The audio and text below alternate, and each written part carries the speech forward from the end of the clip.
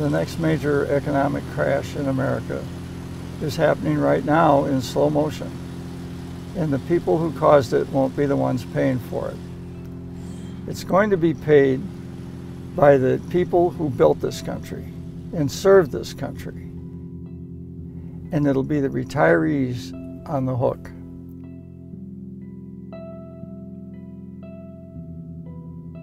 We've been facing a pension crisis for years and nothing's been done. I mean, there's a lot of technical reasons, but the main thing is deregulation in the transportation industry, and the other one is deregulation in the financial services industry. The one led to 13,000 trucking companies going out of business without paying their fair share of the unfunded liability, and the banking crisis pulled the rug out from the economy and the investments that supported the pension plan. Congress bailed the banks out to the tune of hundreds of billions of dollars. They bailed out the auto industry, they bailed out foreign governments, and taxpayers are bleeding on the streets. People still don't understand. What we're asking for to save our pensions is a loan, a bridge loan, not a bailout. And over a 30-year period, this loan will be paid off. This is not about the Teamsters alone or the unions alone. If pensions fail, the U.S. will fail. So I need to warn you. I need to let you know that you're in danger of the wrath of a holy God. A God who doesn't mess around. A God who warned people about hell. Jesus Christ warned people about hell. We fought for this country before and we'll fight for it again. If we give up now, if we do nothing, pensions for millions will go insolvent. And the contagion it will unleash, it'll affect absolutely everybody. We have to pass the Butch Lewis Act now, or it's lights out for America.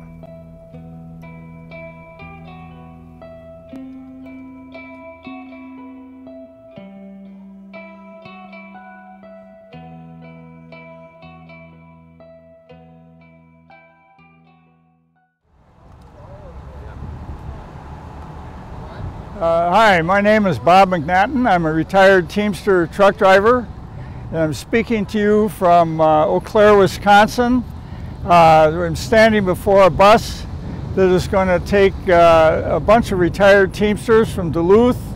And I'm from Minneapolis, and then we're going to stop in Madison and pick up some people. And we're going to a hearing, congressional hearing, in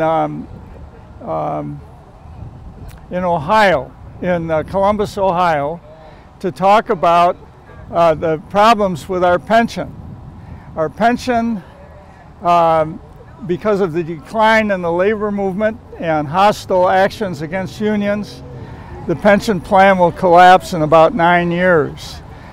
Pensions account for about 20% retirement payments. That would be Social Security, pensions, and 401ks represent about 20% of the economy. And ours is the largest pension plan in the deepest trouble. And if we collapse, it will set up a domino effect, and I think could tank the whole economy. Congress is going to have to do something. We have a bill that we're supporting. It's called the Butch Lewis Act in the Senate, and we've organized, we represent thousands of retired Teamsters, and we're going to tell our story and participate in this hearing in Ohio. Okay, let's get the show on the road. Yeah. Okay, well, we'll get going. We got another group down here, and the reason I'm so interested. My name is Glenn Hansen, born and raised in Duluth, Minnesota, and I drove Duluth Transit Authority city bus for 31 years. Been a Teamster for 31 years. I worked 30 years to accumulate that pension with the guarantee that it would be there for me for the rest of my life. And with that faith, I was able to pull the pin young and start enjoying my retirement. When I left my father's house, I was well supplied. Made a mistake and I done wrong, and I'm unsatisfied. I believe I'll go back home. I believe I'll go back home. I believe I'll go back home, acknowledge I done wrong. A lot of people are mischaracterizing the Butch Lewis bill as a giveaway. It's just a bridge loan. And corporations get bridge loans every day. And this is like that. So we're going down, right now, we're going down to Ohio for the third of the projected 5 hearings on this subject. But we're going down there a day early to have a large demonstration on the Capitol grounds of the state capitol in Ohio.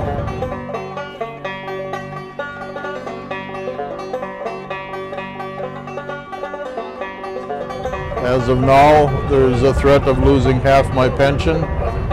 And when you budget your life to what you think you're going to continue to get, and all of a sudden somebody's going to pull the rug out from under you, it gets a little scary. Well, I'm Ray Bitzrich, and I live up Stevens Point. And I worked for Schneider Transport for 30 years, a little bit over 30 years. And is all over the road. And I figure that's the best way to make a good living. And the reason I worked for Schneider is we had a nice pension, holiday pay, and it was fair money. But now I've been retired 15 years. In 15 years, we never got a cost of living raise at all. So I got to make do with what I got. And if this cut goes through, it's going to hurt pretty bad. And yes, most of my bills are paid, but I still got to keep the wolf away from the door, and I can't afford a cut. Definitely can't afford a cut. We're going to suffer a pee break. Well, do you want to tell us who you are? Larry Barthels. Larry Barthels, where are you from? Nakusa, Wisconsin. And what brought you on this bus? Well, going to the rally in Columbus, Ohio, which I've been active in this ever since this pay cut was put forth in 14. And it upset me a lot because I worked darn hard for what I got. Nobody ever gave me anything. I think I worked for everything I ever got. I always heard you work hard, you play by the rules. Okay, I worked hard all my life. Like I said, I was in the military. I did my time, got out, I went to work, didn't ask anybody for a thing. Started driving truck over the road because it's a job that fit me the best. And I was very good at it. And thing is, we gave up so much in our pay package to keep our pensions. Oh, we can't afford to give you wage increases because of your pension costs us too much money. So we forfeit and forfeit. And now we're supposed to forfeit some more. Okay, being an over-the-road truck driver, we didn't know what time and a half was after 40 hours, and I never worked a 40-hour week. It's 70 hours every week. So I have paid enough. I've given enough. I did what I had to do. All I want was what was promised to me. That's it. No more, no less. I mean, we can only stand so much. And I don't think I should have to live at poverty level after what I've done all my life. And I'm not trying, and there's a lot of people just like me. And almost all the people I know I worked with are military veterans. And once you've paid your dues, there should be no question about it. And that's about all I got to say about it. But come back to me later. I'll give you some more. gotta go pee. Get yourself a bar. Did you get a bar? Oh, there's a bar too. Here. Oh, there's bars. Look at these old Dutch butter spindles. You help yourself. They're addicting.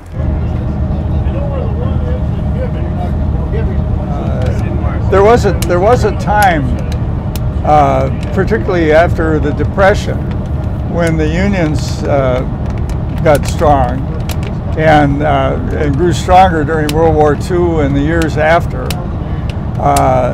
That there was a promise that if you worked hard and were thrifty, that you would be better off than your parents, and that your children could look forward to a better future. And that was true up until around the 70s, and then things changed. The Carter administration deregulated the transportation industry, which led to lower downward pressure on wages, and those restrictions were taken away in the Clinton administration. And 10 years later, we had the housing crash. I lost my job over it. I was a ready-mix driver. Construction was hit the hardest. And then after that, I lost my house. And the banks were not interested in renegotiating or talking to us at all. And so I'll be 80 next week, and my main asset was my house, which we lost, and my other asset is the pension plan, which is in danger of going away also. So for me, what I'm looking at is the potential of having worked hard, showed up to work every day, and done the best I could, and having nothing to show for it at the end of my working days. I'm still working part-time. I'm a drive-away driver. I deliver motorhomes for Winnebago. So all I have is what I can, what we might say is my own strong back, which isn't very strong anymore. And once I can't work, I don't know what's going to happen. That's why this pension is so important. It's all that separates me and my wife from what? Being out on the street, I imagine. I could look at my life and say that it's a miserable failure, but I don't think so. I was proud of the work that I did, and I'm proud of the work that I'm doing now on this fighting for our pension. I'd rather think about what we can do than about what will happen if we're not successful. Really, when people come, the fact that the Teamsters and the mine workers have led in standing up for this, for their members, has opened the eyes to others that this is the kind of thing we need to do. That's why I'm on the bus, and I promise to bring back to people at work what happens, and maybe I'll use your film if you give me a chance to show that to some of them and let them know that part of it too. We have interest in uniting together to change the society, to change the world. That's what I think. I don't see it changing with the administration we have, but I think the Democrats are as culpable as the Republicans are. I think it's time for the people to rise up and demand what is rightfully theirs. And then I get a wild urge for Well, we were my father-in-law ready to go, but we were just looking over things in the end. I picked up one of the Teamsters. We feel, and we've got confirmation from actuaries and various people in the business world, that the Butch Lewis plan is not a bailout, but it's a remedy that should have been looked at for the last 20 years, if you will, especially when we talk about Central States Pension Fund. And am I optimistic about something getting done? Well, the thing about it is that we got to continue to pound the pavement, so to speak, and get into the respective legislative groups on both sides of the aisle and make sure they understand the importance of it, but not only the importance of the Butch Lewis plan, but also to assure them that it covers all bases for all people, and not just the Central States Pension Fund. But more importantly, we got to share with the membership, the now active employees still working who are making contributions in the Central States, and that when they come to retire, they're going to have something there that's going to be for them. We've had as high as 70 people lobbying in any given week in Washington to get the Butch Lewis plan out there so everybody's aware of it. So that's part of what I was doing today, just following up on the past and help developing the future. But this Butch Lewis plan, if it doesn't work, we're not going to go away. We may be tired, fatigued, but we're going to come back. They're going to have to deal with it, and we just got to be very positive that someplace along the road here or down the way, we're going to have a resolution that's going to get bipartisan support, and we can move on with our lives. We're not going to quit.